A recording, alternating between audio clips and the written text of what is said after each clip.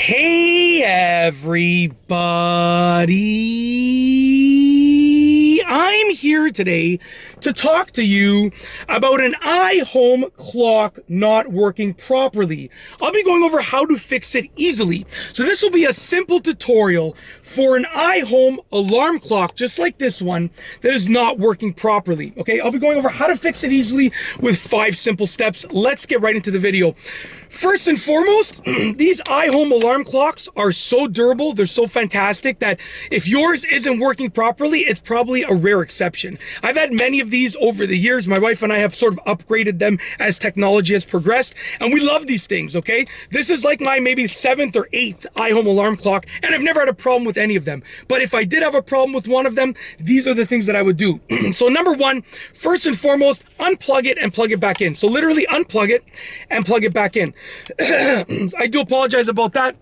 I should have had some water before starting this video. I'm definitely gonna have some water after this video. My throat is really dry. But by unplugging it and plugging it back in, you are resetting the device.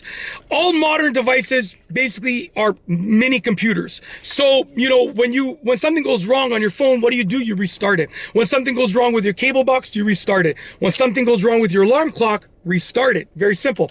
Okay, so unplug it and plug it back in. As an added bonus to this little tip, if there is a reset button somewhere on here, it can be like a little bit of a recessed button that you have to like poke with a toothpick. Just take a look. If it says reset, then you can reset it as well. But by unplugging it and plugging it back in, you're basically resetting it. Okay, so try that out. That's number one. Number two, press the dimmer button. Now on this one, there's no button that's labeled dim, but it has a snooze bar. This snooze bar doubles as a dim button, okay? Now, if your alarm clock is not working properly, like it's not displaying anything, maybe you've dimmed it to the point where the display is off. So press the dim button a few times, or the snooze bar if you can't find the dim button, and press it a few times and see if your display turns back on magically once again. Very easy thing to do. Try it out, okay? And when you unplug it and plug it back in, it should default to displaying brightly, but you can always press that because, like I said, sometimes glitches happen in the system, okay, in the devices and the systems within the devices. Okay, I was gonna say a quote from a movie, but I don't remember the exact quote. A glitch happens in the, and I can't even remember what the word is. I'm not exactly sure, but you know, we'll leave it at that. Glitches happen within the devices. So press the dim button. That's number two. Number three, verify it's plugged in properly. I know this is silly. You might be laughing and thinking it's, you know, silly, thinking it's stupid, but in reality, maybe I shouldn't use that word, but thinking it's silly, we'll say, the number of times that people have problems with devices because they plug it in like this and they walk away and they're like, wait a second, like they plug it in, let me do that again. They plug it in like this and they walk away and it's not making full contact, right? Make sure it's plugged in all the way, and obviously make sure the outlet portion is plugged in all the way as well.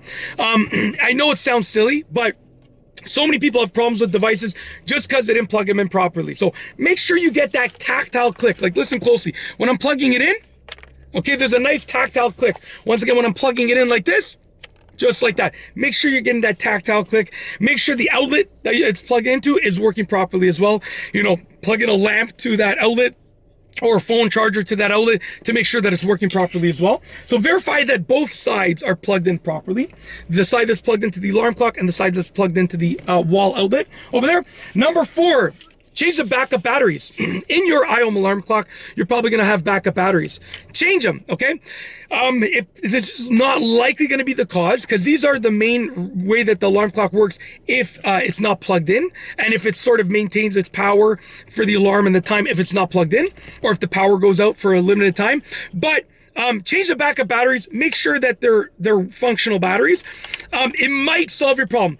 It's probably not going to be the issue, but it might. So change the backup batteries, because it is a circuit that goes through here, right? So having batteries that don't work might affect it, maybe in a rare case, but change them. And honestly, you should have working backup batteries anyways, okay? Last but not least, so that was number four, change the backup batteries. You just remove the cover, very simple.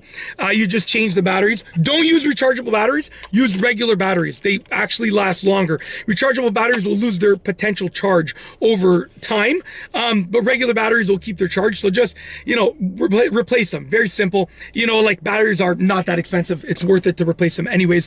Every year to make sure that you have that battery backup just in case, so you can wake up to your work alarm and you're not going to be late and lose your job. Boom. So that's another bonus tip. Replace those backup batteries. Last but not least is number 5, which is, and it sounds silly again, but sometimes this stuff works. Press the buttons on the top. Like literally go on the top of your alarm clock and just press all the buttons. I'll tell you why. Maybe you press the button that caused the alarm clock to not work properly, whether it's the display, the alarm, the sound, right? And maybe it's not working for that reason. Press all the buttons. Maybe there's no radio sound or no Bluetooth volume. You want to press all the buttons because maybe your volume is set to 0 and it's not triggering to increase the volume. So make sure you press all the buttons. Just press them all randomly, hold them down. It might make it work. I know it sounds silly, but trust me, things like this work sometimes. It's like back in the day, the TV, when the TV wouldn't work, sometimes you had to like tap it on the side, that you tap the TV on the side and it would just work, right? Try that. Don't tap your alarm clock, but press the buttons. It might just magically work. That's it. Very simple, 5 simple tips. If you like this video, please be sure to give it a thumbs up. Let me know what you think down below as a comment. And of course, be sure to subscribe for more great videos just like this one. And that's all I have for you today. Thanks for watching.